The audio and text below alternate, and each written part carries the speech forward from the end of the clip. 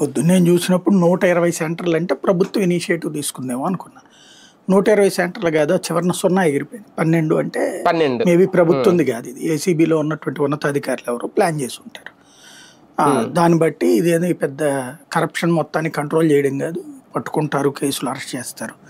ఆ తర్వాత దానికి అయ్యేటటువంటి డబ్బులు ఏదైతే అవుతాయో అవి సంపాదించుకోవడానికి మళ్ళీ కరప్షన్ చేస్తూనే ఉంటారు.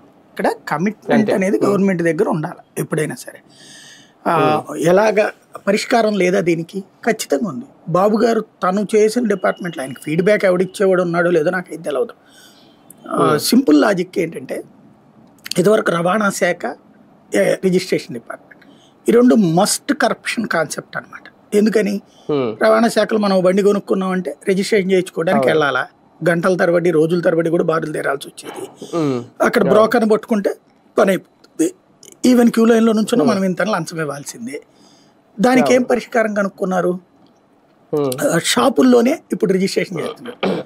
షాపుల్లో మనం ఎవరికి లంచం ఇవ్వట్లేదుగా, షాపోడే పెట్టుకుంటున్నాడు స్టాఫ్ని. అక్కడైతే ఎవరికి లంచం ఇవ్వట్లేదు, మన ఇంటికి కార్డు వచ్చేస్తుంది కదా సింపుల్గా. అట్లా ఎందుకు పెట్టకూడదు రిజిస్ట్రేషన్ డిపార్ట్మెంట్లో కూడా? ఇప్పుడు వాళ్ళు ఎవరు బిల్డర్లు చేస్తున్నారు. ఇప్పుడు రిజిస్ట్రేషన్లో ఒకే బండి 4గురికి రిజిస్టర్ చేయడు కదా, స్థలమైన అంతే కదా. ఇప్పుడు దీంట్లో కరప్షన్ కంట్రోల్ అవ్వాలన్నా ఒక స్ట్రీమ్ లైన్ సిస్టమ్ పెట్టేసేసి